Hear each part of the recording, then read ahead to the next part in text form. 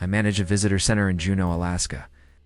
Last August, this couple from Phoenix pulls up demanding to know where the highway to Seattle starts. I pulled out a map and showed them we're separated by Canada and about 1,000 miles of wilderness. The guy stared at the map like I'd just told him gravity doesn't work here, then goes, "But Alaska's right next to Hawaii on every map I've seen." His wife nodded along like this made perfect sense. I explained those boxes on maps aren't drawn to scale, that Hawaii's actually 2,800 miles southwest of California, while we're northwest of Canada. He got irritated and insisted the maps show them together for a reason. It's probably just a short ferry ride. I gave him the Alaska Marine Highway schedule.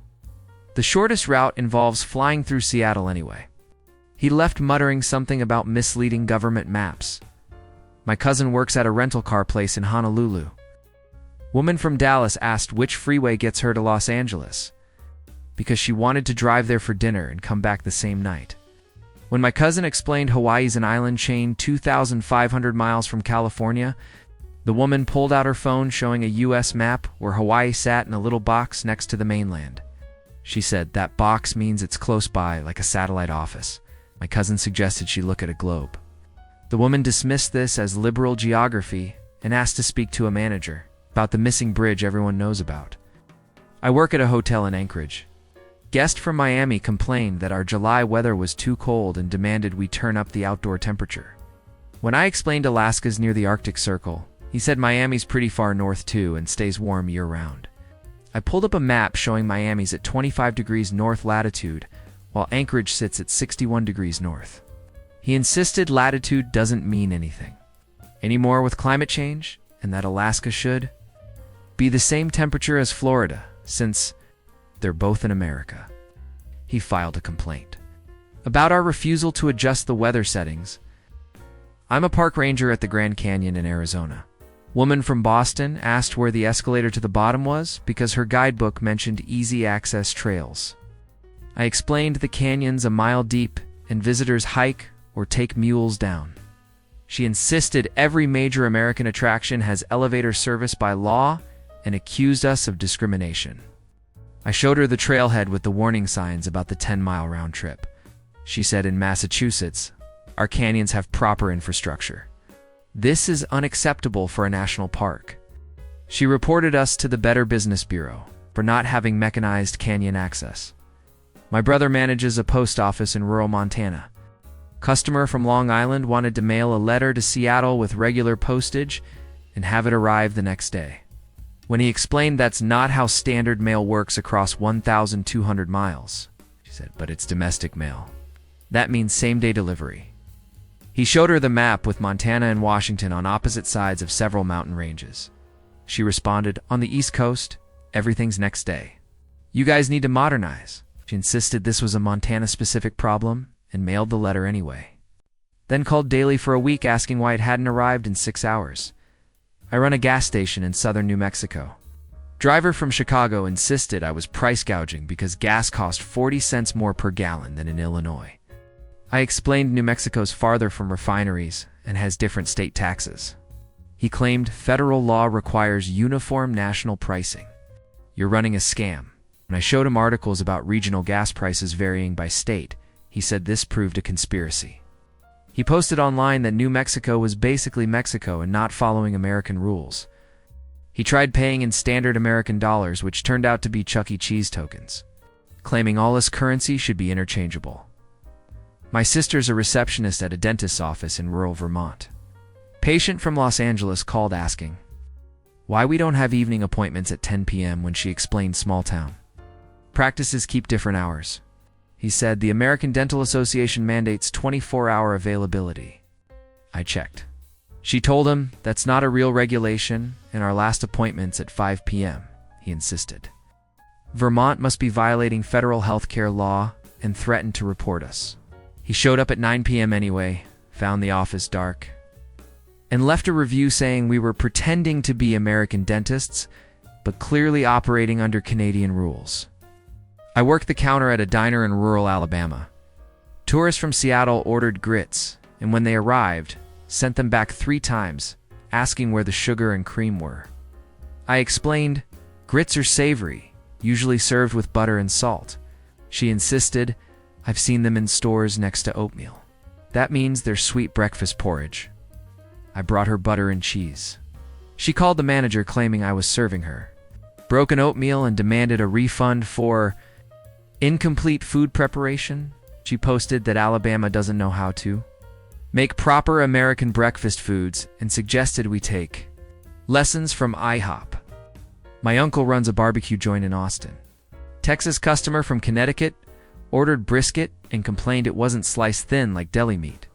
When my uncle explained Texas briskets smoked for 14 hours and served in thick cuts, the guy said, "Real American brisket comes in sandwich slices.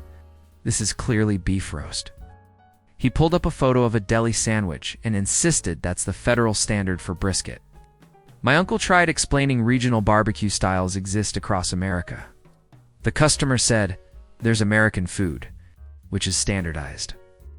And then there's whatever experimental thing you're doing here." He demanded we slice it deli style and serve it cold. I'm a barista in Portland, Oregon. A woman from Atlanta ordered normal coffee, and when I asked her to clarify, she got frustrated and said, "Just regular American coffee, not this artisan nonsense." I offered her drip coffee, our most straightforward option. She took one sip and complained it wasn't sweet enough. When I offered sugar, she said, "Real coffee comes pre-sweetened. That's how it's made in actual America." I explained coffee's naturally bitter, and people add sweetener to taste. She insisted Folgers comes out sweet, and we were serving raw, unfinished coffee. It's left a review warning that Portland doesn't understand basic American beverage preparation standards. My dad's a waiter at a steakhouse in Omaha, Nebraska. A couple from Miami asked why we don't serve plantains with the steaks. He explained this is a Midwestern steakhouse with traditional sides like baked potato and creamed corn. They insisted, plantains are American food. Every restaurant serves them. When he said that's more common in areas with Caribbean influence, they claimed he was denying Cuban American culture.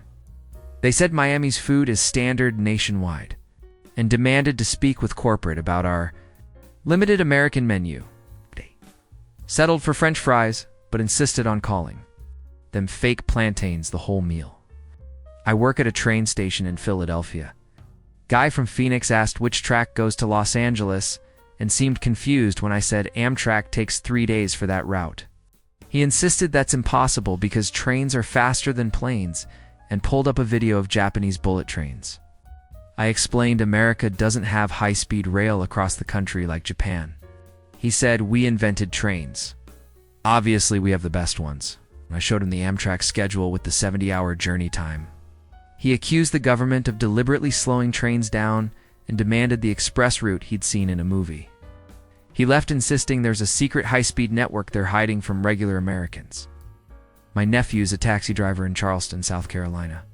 Passenger from Minneapolis complained about our accents and asked why we don't speak normal English like in Minnesota. I explained Southern accents are just as American as Midwestern ones. He said, the Midwest has neutral American speech. Yours sounds foreign. He pulled up a pronunciation guide claiming, Midwestern English is standard American and everything else is dialectical deviation.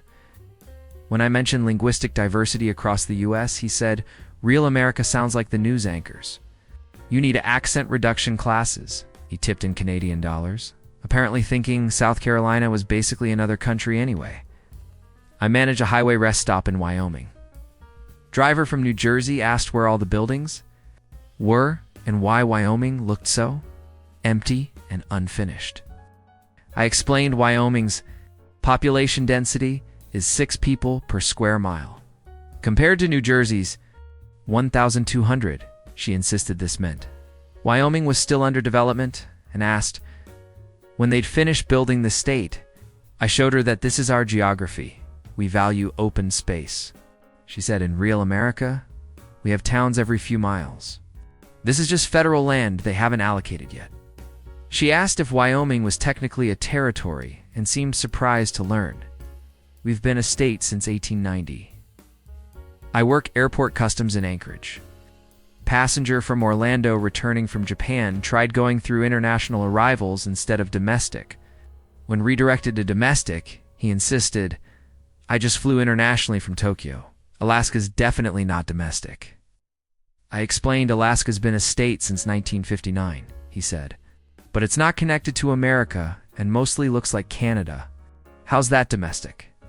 I showed him his American passport stamped for entry to Japan, not Alaska.